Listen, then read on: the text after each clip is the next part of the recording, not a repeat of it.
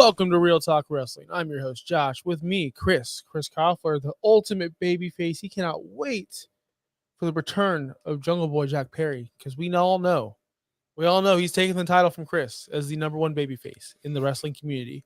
What is going on, Chris? Oh, not much. Just Not much. just hanging in there, man. Staying busy as Not always. much. We have a lot to talk about tonight and also a little to talk about. Mainly, we're going to cover CM Punk and his firing because we haven't talked about that yet. We're going to talk about the new tournament, the tournament of the month. There's always a tournament going on in AEW. So we're going to talk about that tournament. We're going to talk about possibly the finals being Samoa Joe versus, I don't know. I haven't seen the bracket. I mean, I saw the bracket, but it's a joke. And we're also going to talk about Orange Cassidy and the irrelevant international championship that the John Moxley has. But before we get into that, we're going to find us on X as Chris has right here. RTW Chris, me at Josh Kimmel OUS. Always talking about AEW and professional wrestling. And I'm about had enough of you people telling me that this 81,000 people in Wembley was a lie, that there wasn't that many people because they're only selling 4,000 people in Indiana or whatever. Listen, it's not the same. It's not the same. Wembley was a once in a lifetime thing. No, guys. So everyone needs to chill on that. In the middle of the week. In the middle of the week. Stop rooting for people to fail. It's not cool, man. Speaking of rooting people to fail, CM Punk was fired after his incident, after lunging after Tony Khan. A lot of people thought Tony Khan was over dramatic with his speech, with his little spiel. His life was in danger. All the years of producing a wrestling show, it's the first time he's ever had his life in danger. What do you think about that? I kind of thought the same thing. I was like, life in danger. But I don't know. We don't know what was going on back there. Was it actually in danger? Probably not. I'm sure there was maybe some other people around that wouldn't have let too much happen. But it seemed like a little much. But at the end of the day, I'm glad that decision finally got made because it needed to be made. It had to be made. A lot of people are saying, oh, you're going to lose viewers. Maybe they do in the short term. But it's basically, I see it as, who do you want? Do you want Punk? Or do you want this whole list of wrestlers? Because you're not going to get both. Because if you keep this guy, you're going to lose all these people. Eventually, they're going to start saying, I don't want to be around. Think about it. You got a really toxic coworker, but they're, very loud and in your face. And after a while, you're like, it's not worth it. This isn't worth the paycheck I'm picking up anymore. I can go work for that other company over there, this one or that one or that one, and hope that they don't have someone like this. It's not a guarantee, but at least it's a guarantee here that there is someone like that. So yeah, they might lose some viewers, but I think the product will be better. So we talked about the incident. We talked about there's 3 different stories: him choking out Jack Perry, him lunging at Tony Khan, screaming "I quit," and I think there was one more where Jack Perry started the fight. Listen, it doesn't matter what happened. It did. Something happened of that nature. I believe CM Punk did sucker punch Jack Perry. I do believe that he attacked Tony Khan, or at least got in Tony Khan's face with the intent not to attack, but got in his face. To intimidate, at least. Yes, to pretty much tell him this is my show. I am surprised they let him go out and wrestle after that. I'm surprised that CM Punk did everything he did. You can tell now, looking back at that match, you can tell CM Punk knew he was done. He didn't care. He was going to do whatever he wanted, and that was it. Done and done. Now, beyond that, I am so confused, and I know nobody's bringing this up. I brought it up a few times, and I'm not trying to say that I'm a genius because I'm not. But why because this has nothing to do with being smart. Why do you CM Punk defenders, the Jim Cornettes, the people out there who are like, AEW, they should have fired Jack Perry. They fired the wrong guy. AEW is a joke. Why are you so worried that they fired CM Punk? You don't like the product. Okay, for example, I love Aaron Rodgers, right? We all know this. Now, Yes. if I was a hardcore idiotic fan that just died with my team and thought that my team cared about me so much, right? Like a lot of people do, I would be like, Aaron Rodgers is the bad guy, right? Get him out of New York, right? I would hate him because he's on a team that I don't like. So you love CM Punk and you trash AEW. Your king is now off of that company. He can do whatever he wants. Why are you worried about this? Why are you so like Tony Khan should have fired Jack? So you were watching AEW, hating the product, hating it so much. But when CM Punk gets fired, you're so up in arms about it. Chill the fuck out. Go watch him in TNA. Go watch him in WWE. This should be good for you because now you don't have to watch the product. Yep. I just don't understand the logic of, oh, AEW is a joke. Tony Khan's a joke. Jack Perry's a joke. You should be happy he's not there anymore. That you don't have to sit through the 2 hours of Collision, the 2 hours of Dynamite. Right? Am I crazy? Because no one brought this up. You're spot on. I think it's just so many people, like he's touched on just a minute ago. Everyone wants to see AEW fail. So they're just anything that they can point at, anything that they can say is, oh, this is wrong. I don't like that. It's because they're just trying to point out as many flaws as they can. But yeah, that's very true. Like, I'm sorry, obviously we don't watch as much WWE these days. It's just not as entertaining. But if there was a guy over there, let's say one of my favorites, Sami Zayn, and they gave him the boot, I wouldn't be pissed. I'd be ecstatic. I'd be like, awesome.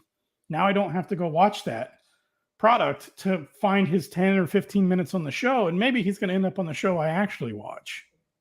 I'd be ecstatic about it.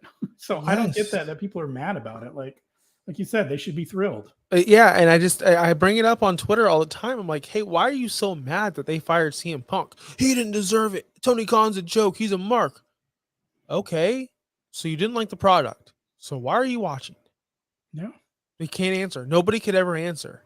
No. It's because they love the product. They do watch the product. They find it interesting, and they just want something to complain about. That's all Twitter is. That's all fandom is. I do the same thing. I complain all the time. We know. Everyone knows. The funniest part about this whole situation is the total 180 on my reaction and thoughts on Jack Perry. How is he going to come back as a heel? We heard the chants in Chicago during All Out, which we didn't order All Out. I didn't even watch 1 second of it. I have no idea. I know what happened because I watched Dynamite, but I watched Dynamite right before this show tonight, actually. I fell asleep during Nick Wayne's. I do not give a fuck about this kid in this tournament in Darby Allin. So I fell asleep during the main event. I have no idea who won. I'm assuming Darby Allin won. But I will say this. I lost my... Oh, Jack Perry. They were screaming Cry Me a... or they were chanting Cry Me a River during the All Out pay-per-view in Chicago. There was reports that Tony Khan was not letting fans in wearing the CM Punk shirt, pro CM Punk signs. Did you hear about this? Did you hear about this at all? I thought I saw something about the signage. I didn't hear anything about the shirts, though. I heard they made fans turn their shirts inside out and then take away the signs. First off, it's weird. AEW sold those shirts. That's AEW merchandise. You're telling the AEW fan base you can't wear the shirt. That's kind of odd. Your product is, this is a negative on AEW. Your product is like pro whatever you want to be, or the alternative. You're a fan, do whatever you want. I'm not okay with Tony Khan doing this, but I'm just going away from my part. Jack Perry's going to come back a fucking hero. He's going to come back a hero. The fans are going to cheer him. They're going to be chanting his name. I don't understand how they're going to make him a heel after this. I just can't see it. I can't. That's a really good point. That's a really good point. Like, I didn't even think about that. But yeah, I would imagine now. I mean, if even in Chicago, if people were turning against Punk but yeah, anywhere you go now, he's going to be the ultimate babyface. It was kind of like what happened in a sense to Braun Strowman years ago. Remember, he was supposed to be the big monster heel, and he was the heel nonstop. And then they put him against Roman, and so like something happened, and they got the complete opposite reaction. Then he became the most over babyface. So yeah, this is different. But the same in the fact that something happened they didn't plan on, and now it's completely flipped his character. I guess they're gonna have him suspended so long that we forget about it. I don't know how they're gonna work it, but I'm into it. I can't wait for his return. I'm anticipating his return. I cannot wait to hear. Here's what I want, and I know it's not gonna happen because Tony Khan is not that petty, but the Bucks are. The Bucks are 1,000%. I would love for look in my eyes. What do you see? Then the cult of personality plays and fucking Jack Perry walks out. Steal the fucking song. I would love nothing more. He would get an ovation like no other. It'd be like Stone Cold came out. Am I wrong? Wouldn't that be super fucking cool? It would be hilarious. Man, it would be super confusing. Like we'd hear the song and we'd be like, what the fuck is happening right now? And then Jack Perry comes out being all cocky and shit. Like that would be pretty cool. I'm into that, but it's not going to happen. No, I don't think they're going to. People were complaining a lot about the investigation. Tony Khan was right there. Tony Khan was, what investigation? They got cameras everywhere. This is where the internet and wrestling fans are fucking stupid. Chris, why do you think there was an investigation? Why do you think they went what took so long to make a decision? What do you think? So I've never asked somebody and then they never gave me an intelligent answer back. I mean, with anything, you got to investigate because there's always different sides to the story. What people really saw, what they thought they saw. Like, the different people are going to have different recollections of the story. So you got to do your due diligence. And because this was such a big name firing, you can't just go into it on a whim. There was no investigation. There was no investigation. You don't think there was anything done? Tony, there was something done. People don't understand. You can't just say, hey, CM Punk got into a fight, he's fired. You need to talk to your lawyer. You need to break down the contract. You need to see, how do I get out of this contract without paying CM Punk after I fire him? How do I avoid a lawsuit for, wrongful firing? This took a week of him and his lawyers reading contracts and trying to figure out a way to fire CM Punk with cause, because he said that multiple times. Yeah. Same usage they used when they fired Urban Meyer in Jacksonville. Fired with cause, and they didn't owe Urban Meyer any money. That's what the investigation was. But you don't think there was any investigation internally to try and gather the facts to bring to the lawyer, though? They were there. Everyone was there. Tony Khan was there. CM Punk, Samoa Joe. Everyone was there. There's no investigation. We're all there. We know what happened. Crimea River. Hey, you got a problem? You got something to say to me? Gets in his face, sucker punch, puts him in a choke. Samoa Joe, everyone breaks it up. Then CM Punk runs at Tony Khan. That alone, if I went face to face with my boss, the fuck do you think's gonna happen? Anyone fired. But they had to make sure they had a legal reason or right to fire him with cause. I guarantee he was not getting paid anything else. I think that the contract's ended. I think that CM Punk wanted to get fired or didn't want to be there anymore, and he was trying to find out or find a way. I mean, come on, think about it. Ever since he's been back, poking the bear at Adam Page after a show, talking shit about not about the Young Bucks because he's not allowed to, but he's been causing problems on the low for so long, ever since he's come back. Yeah. He was trying to get fired. All right, am I crazy? No, it makes sense. And now all of a sudden, all these reports are coming out about how he was contemplating going back to WWE and the Royal Rumble and a program with Kevin Owens and everything. So now he's free to do that. Go do it. Well, that's my point. Is he really wanted to go back to WWE, and he still does. People are saying it's never going to happen. Burn too many bridges over there. People forget. People forget this, and I don't know how they forget it. Vince doesn't own the WWE anymore. Triple H does not own the WWE. Nope. Endeavor owns the WWE. If they want CM Punk, they will go get CM Punk. And Vince and Triple H in that locker room has no say. Yeah. So I do see CM Punk signing with WWE. I do see him showing up. I do see him being there. I don't know how long. I don't think there's a non-compete because he got fired. I don't know how that works. Yeah. But I expect him to be there this year, before the end of the year, before the Royal Rumble. I really do. There's no way Endeavor in WWE is stupid enough to miss this. Yeah. I don't know. I wouldn't be shocked either. I don't think it's ever never say never. Nothing's impossible for them to do. Think of some of the other people in the past that we thought the bridges were burnt one way or the other, and they still showed up on WWE. Bret Hart. Yeah. Ultimate Warrior.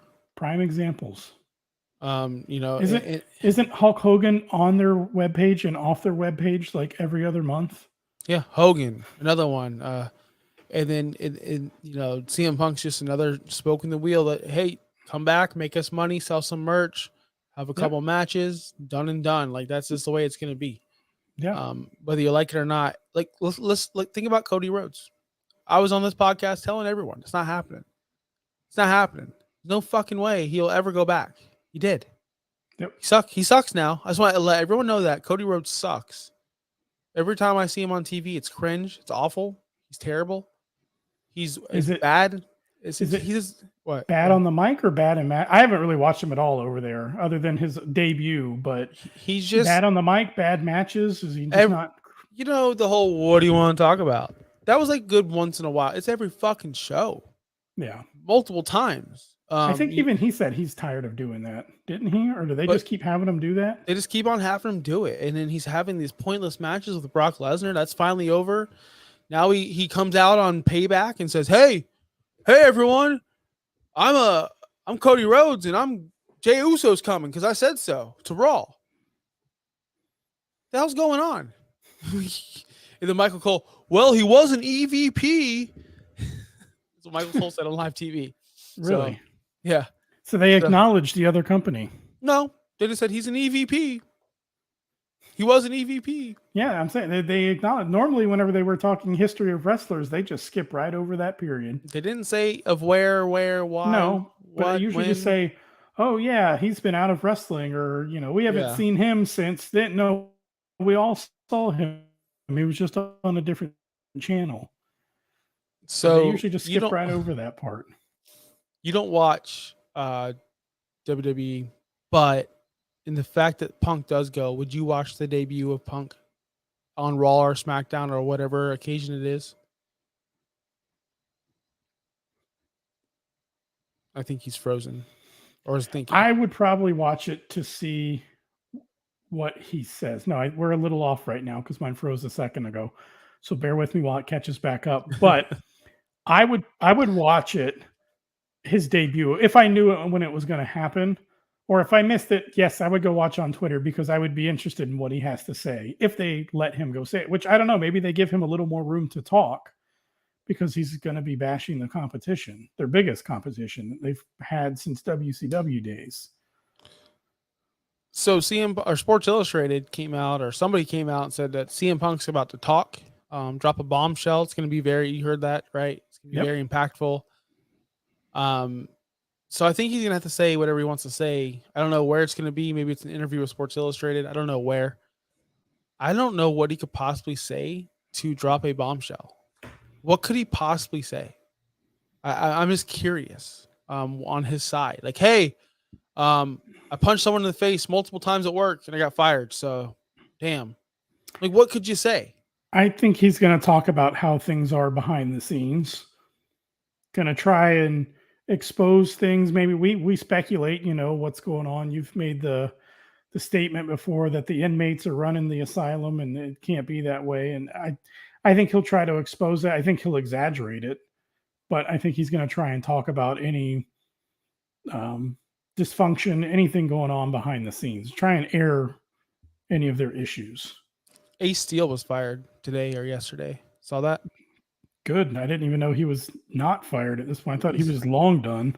No, he was hired back when Punk came back, but as a consultant, and he couldn't show up to shows. He had to be like an offshore, like a stay-at-home consultant or something. I have no idea, but he finally got fired because CM Punk got fired. So that is what it is. Hey, we're gonna leave the CM Punk news in the past. It's over. I mean, it's over until he drops his little pipe bomb bullshit. Yeah. But I do want to pivot into this Grand Slam World Title Eliminator Tournament, another tournament that means nothing because 1, 2, 3, 4, 5, 6, 7 people are in this tournament out of 8 that I have zero idea or zero chance of winning this thing. Zero. Less than zero, actually. If you look at Nick Wayne, 0%. What has he ever done? He lost. Okay. But let's go down the tournament. They had Darby Allin and Nick Wayne. And this is for a shot against MJF at Grand Slam coming up later. Which, can I comment one thing before we go through the names? Of course. Looking at these names, what do you notice right off the bat, just at a quick glance about these names? As far as for a world title opportunity. Like it's not even like sprinkled in of, a Moxley, Danielson, Claudio, Like no, like even Claudio, even a Wardlow, or even a Miro or Andrade, yes, Malachi, yes. Brody King. This all Any feels like people like I looked at the bracket and I'm like, it's kind of underwhelming. Yes, so let's go through it. It's Darby Allin versus Nick Wayne in the first round. Darby Allin won in Yep. the main event. So I could definitely see him get a title shot against MJF, but he just got one, right? In the Yeah, Fatal so 4 it's not match. him. And what has Nick Wayne ever done to be in a tournament for a World Heavyweight Championship? What has he ever done? He's got some good connections, I guess, to be in a championship tournament, being what 2-0 or 1-1, or I don't even know what his record is because they don't really do the record thing anymore. Nope. Okay, then on the bottom side of the bracket, Trent Beretta of the Best Friends. Again, what has he done all year to deserve this? He's won one match. Yeah, he's been in tag matches. So, okay. And then you have Roddy Strong, who, again, what has he done to get here? Nothing. He's friends with the guy who's friends with the champion. It's like your friend getting you a job. So Roderick Strong advances and he faces Darby Allin on Collision this Saturday night. Yep. All right. On the other side of the bracket, Penta El Zero Miedo, right? I like him. I think he's awesome. I think he's great. I love Penta. But again, what has he done to get this spot? Nothing. Against Jay Lethal, a jobber in a jobber TNA squad Yep. stable. What has he done? I'm going to ask everyone, what has he done to get here? Nothing. Okay. All right. Moving on. Samoa Joe versus Jeff Hardy. What has Jeff Hardy done? And I'm going to say this. I love Samoa Joe. I think this is going to be a great match against MJF. What has he done to earn a tournament appearance? Because he's done nothing but lose ever since we've seen him feud against CM Punk. He's a loser. He's lost. No.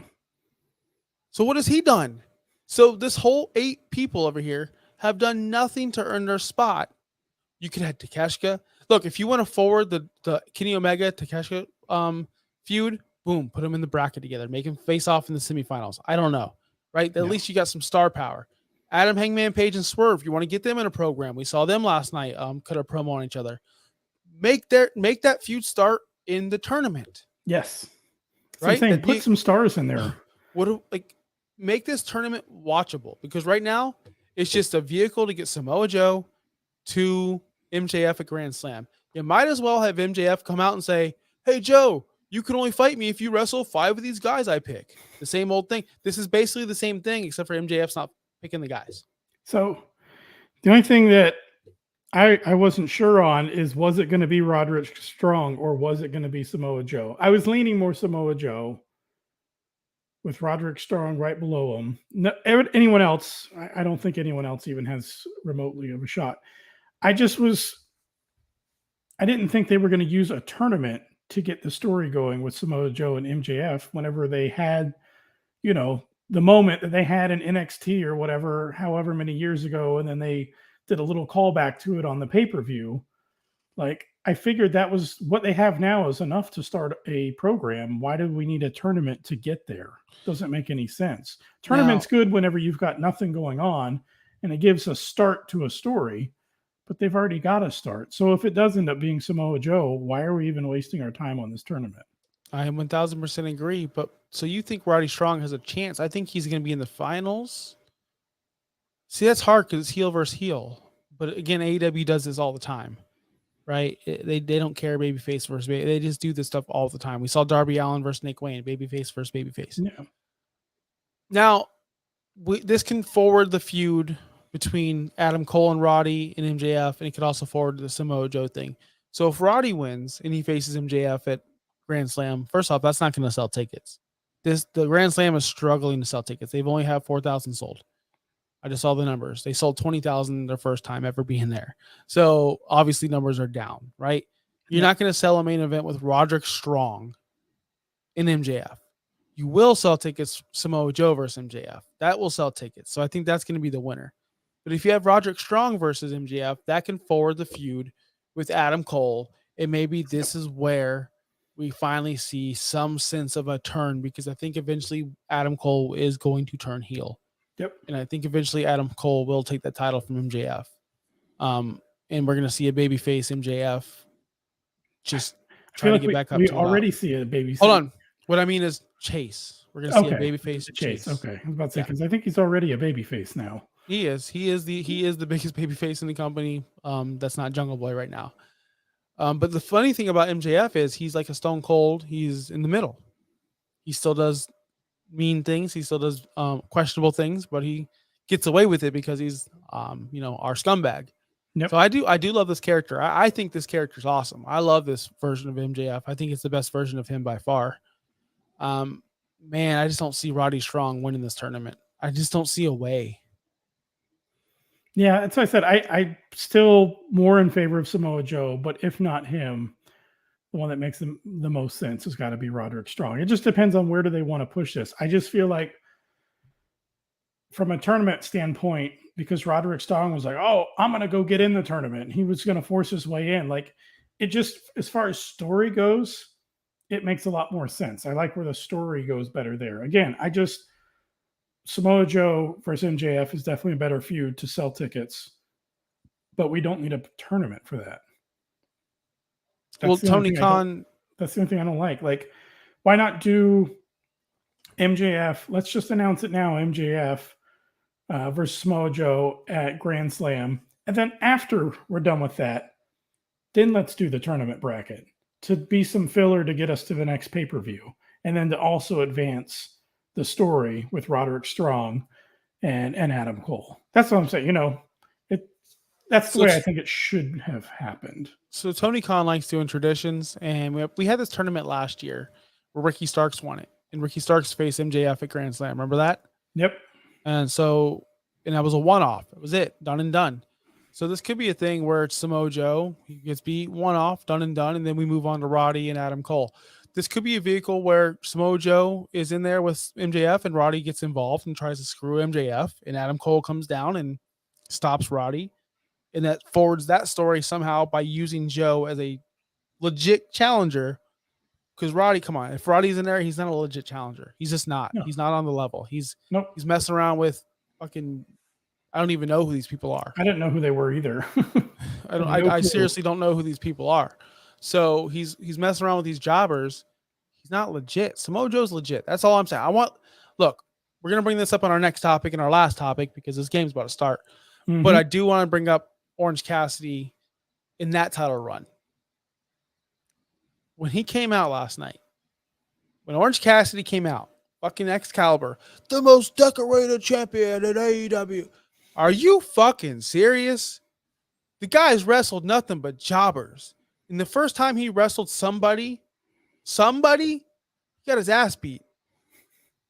Okay, so you're the high school team that beat up the fucking middle school team all year or for a whole year. Congratulations, you beat nobodies.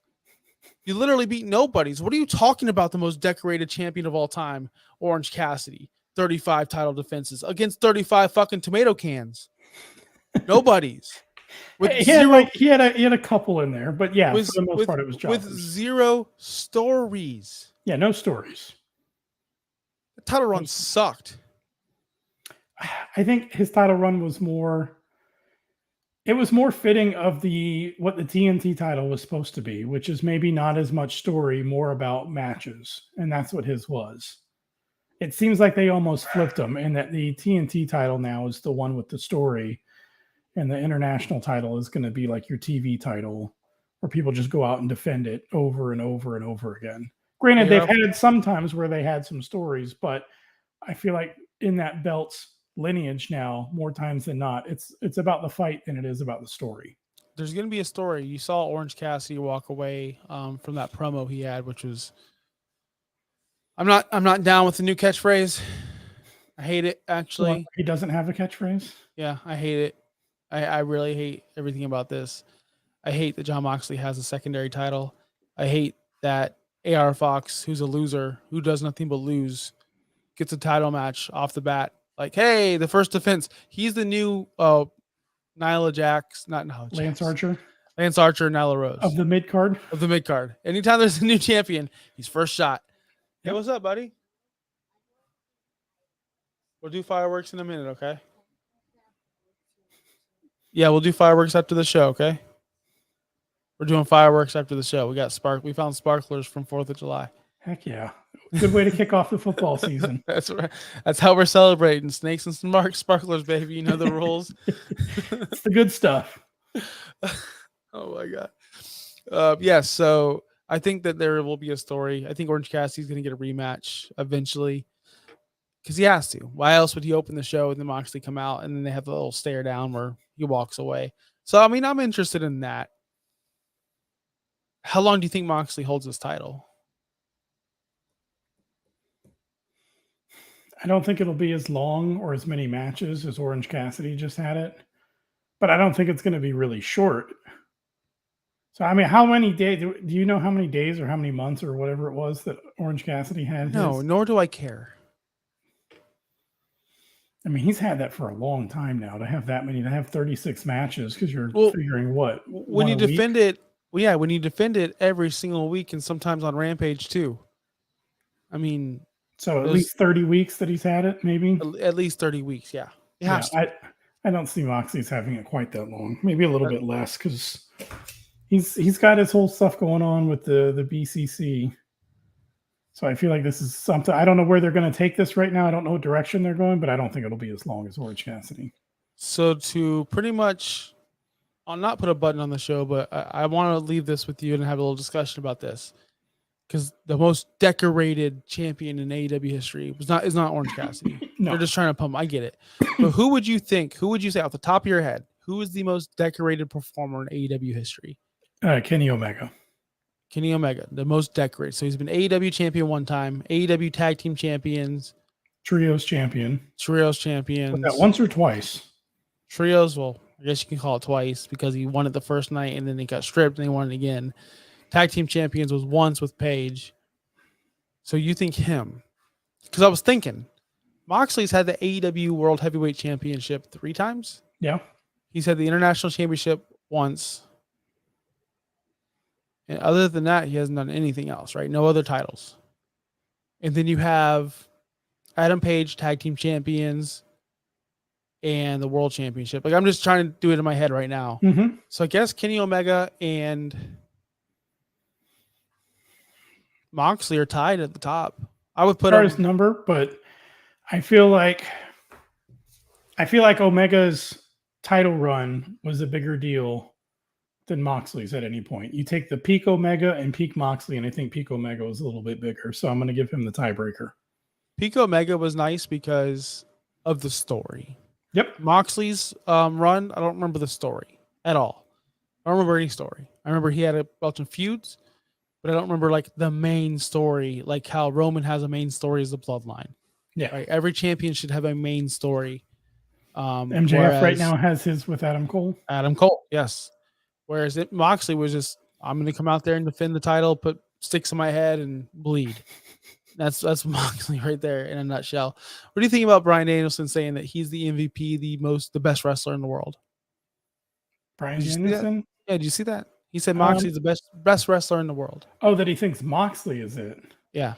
It's ridiculous. No, I don't think. I thought you were saying he was saying that about himself. I'm like, yeah, you can definitely make a case for that. He would never say that. He's too humble. He would never. Yeah, and that's why I was a little confused. I was like, "What? He said that? That's confusing. That doesn't Moxley. Seem like he would say." But yeah, him about Moxley. I don't know. Not the best. Not the best. Give me Fucking Danielson. trash. Give me Omega. Give me a few MJF. Swerve.